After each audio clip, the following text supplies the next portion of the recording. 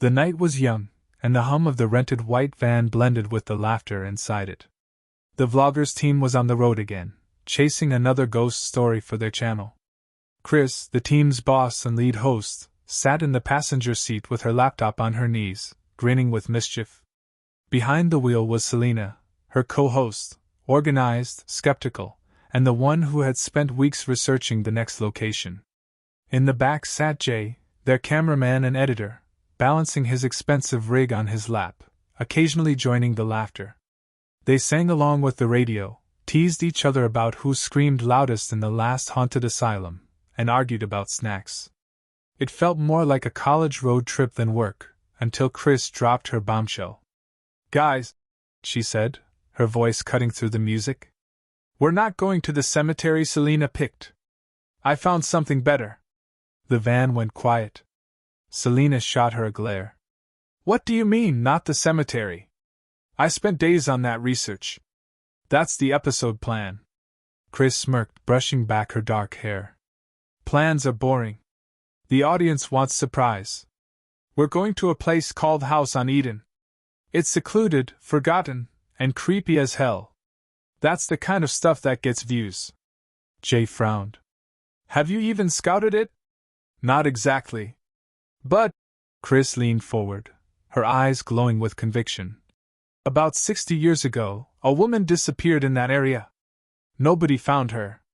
Nobody ever went back. It's a perfect story." Selina gripped the wheel tighter. "So you decided, without us, that we're just abandoning our plan? That's not how a team works." Chris's smirk faltered, replaced by irritation. "I'm the one who built this channel. If you don't like it, there's the door." The van filled with heavy silence. Jay sighed, muttering under his breath, but when Selina eventually turned toward the forest road Chris directed, nobody resisted. They were already too far in. The road ended in the middle of nowhere. Trees pressed in on all sides, their branches arching like skeletal arms. They had to leave the van behind and haul their gear, tripods, cameras, audio equipment, motion detectors, down a rough path. Chris, energized with reckless excitement, recorded B-roll footage with her phone. "Look at this, guys. Real explorers don't stick to maps. The path less traveled, right?" Selina muttered. "More like the path nobody survived." As they walked, Jay pointed his lens at strange details: a torn piece of fabric snagged on a branch, fresh cigarette butts buried under leaves, and a faint shape vanishing into the distance when the light shifted. "Did you see that?" Selina whispered. Chris scoffed. "It's your nerves. Keep moving." The deeper they went, the quieter the forests became, until only their own breaths filled the night. By the time the trees broke open, night had swallowed the sky. The mansion loomed before them, massive and untouched by time. The paint was chipped, but the structure looked strangely preserved, as if waiting for visitors. Inside, dust covered the furniture, yet everything was in place: china on shelves, clothes and wardrobes, shoes by the door. It was like the owners had vanished midlife. On the second floor, they found a bedroom with a name carved into the doorframe: Lilith. Selina froze, her skin crawling. "I don't like this. Something's wrong." Inside the room were sketches, statues, and paintings of a woman, sometimes angelic, sometimes monstrous. The name appeared again and again: Lilith. Chris pulled out her phone, reading quickly. "Lilith. A demon from myth. She lures men, torments the pregnant, steals infants." "Wow.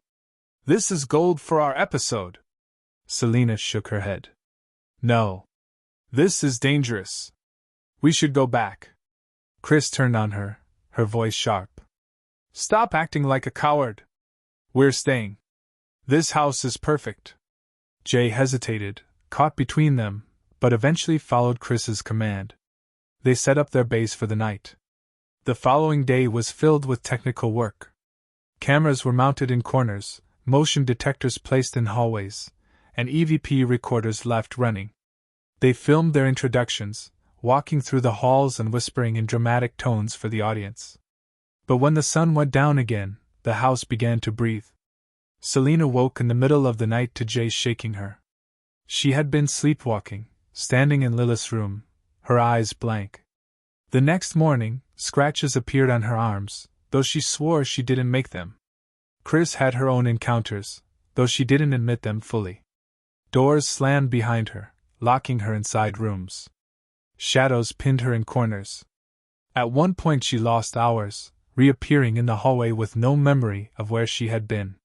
Selina and Jay grew restless. "She's not herself," Jay whispered.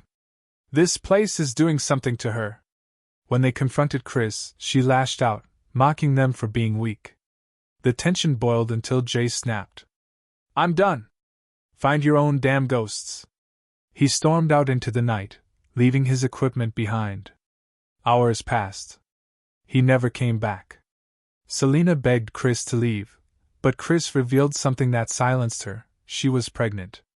"That's why it's happening," Chris said, trembling. "Lilith targets women like me. That's why she wants me." Selina's heart sank. "Then all the more reason to get out of here." But it was too late. Selina vanished the next day while searching for Jay. Now alone, Chris wandered the halls, calling for them. That's when she saw the old woman. The figure moved slowly, wrapped in a torn dress, her face hidden in shadow. She didn't speak, only followed. No matter where Chris ran, the woman appeared again, closer each time. Finally, in Lilith's room, the old woman lunged. She grabbed Chris with unnatural strength, pressing her down. Chris's screams were muffled as the woman produced a rusted knife.